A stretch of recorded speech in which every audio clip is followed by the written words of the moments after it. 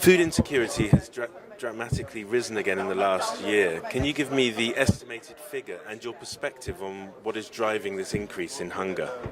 Well, the figure globally is between 10 and 20% higher risk of food insecurity as a result of a changing climate. And obviously the context is very different from country to country. We have certain hotspots in the world like Sub-Saharan Africa, like Southeast Asia, where we see a particularly vicious interplay between longer dry periods, stronger droughts, and more intense rainfall, which then basically accelerates trends of erosion and problems with land use. So it's very easily identifiable as a climate impact. That's right. So there's agriculture, things like agriculture, poor people working in agriculture are dependent on climate-sensitive natural resources. So there's a very direct impact on their livelihoods. Okay. And the figure I read in your press release was 815 million people going hungry in the world today. What's been the action taken by the World Food Programme to alleviate this suffering, or some of it? Well, the World Food Programme is first and foremost a humanitarian organization. So we are confronted with a growing number of people who are requiring food assistance in the wake of extreme weather events, floods and droughts and storms. So we're very concerned about the fact that we have growing humanitarian needs, but less predictable financing to work on prevention, risk reduction, climate change adaptation. This is one of the reasons why we're here at the climate change conference in Bonn.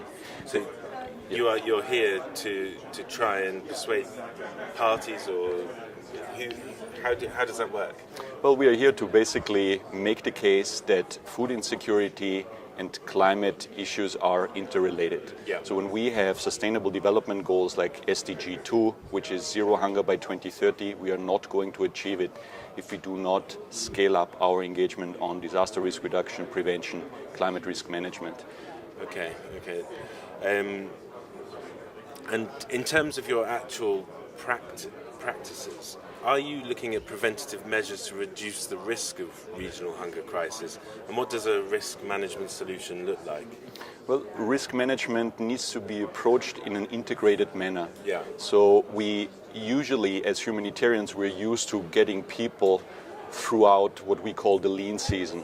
So if there is a problem with food security in a particular dry period, for example, we provide food assistance to get people through that. However, this is not a sustainable solution. We have to go back the year after or the year after if the current patterns of climate risk continue to evolve like they are. So we need to have a much longer planning horizon. We need to build much more resilient food systems.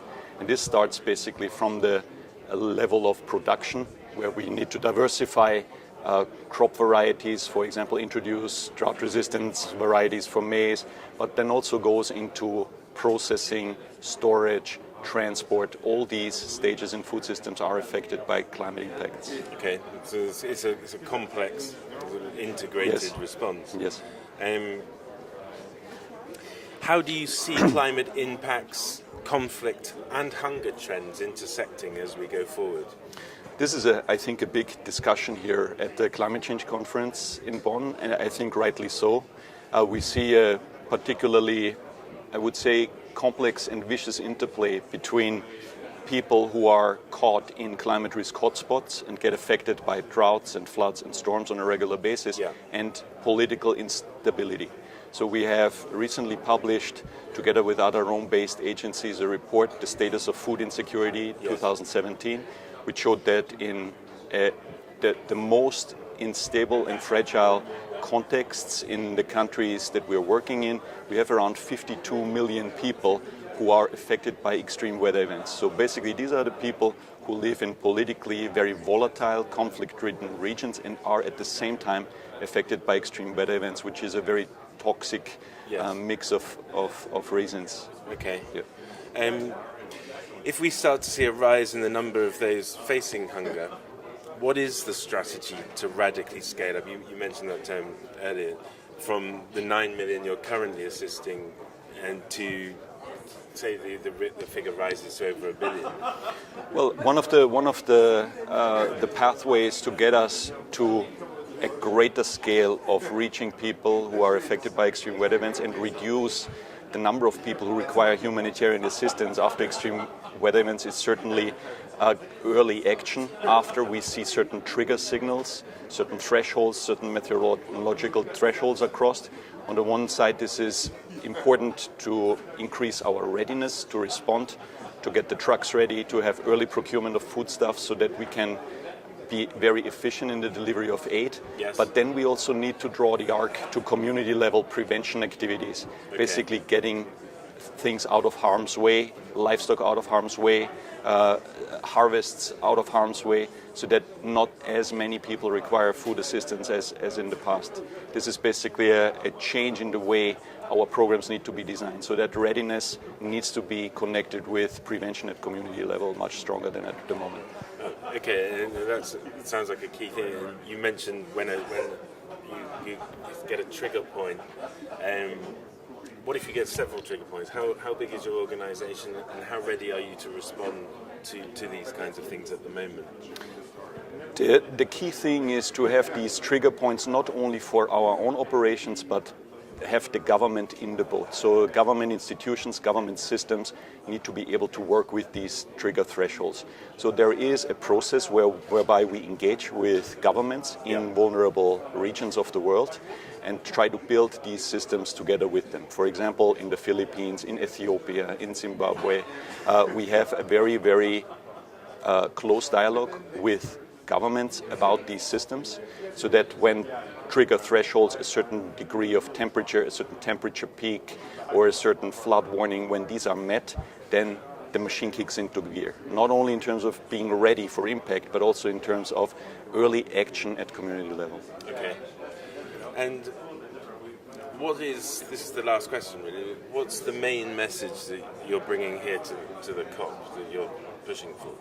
Well, one of the main messages is that climate drives hunger, right? If we want to achieve the Sustainable Development Goals, if we want to have zero hunger by 2030, there is no way around investing more and longer term in climate risk management, climate change adaptation, and community level prevention. This is a key aspect of our work. We reckon that around 26 million people each year fall back into poverty as a result of extreme weather events. So no matter how successful we are in getting over hunger peaks, every year we lose 26 million people. So zero hunger will not be able, we will not be able to achieve zero hunger if we do not invest more and more predictably in prevention. So if you've got 26 million fully, is that a figure that's relatively stable, or could that increase? That could increase, yeah, that could increase. Put more pressure on you again and achieving these goals? I mean, it's kind of... That number is obviously not only affected by climate. There is, as you say, this interplay with conflict issues too. So these things aggravate each other, they compound each other. So 26 million is a conservative estimate. Yeah, okay. Well, thank you very much. Thank you. Good to talk to you. Thank you.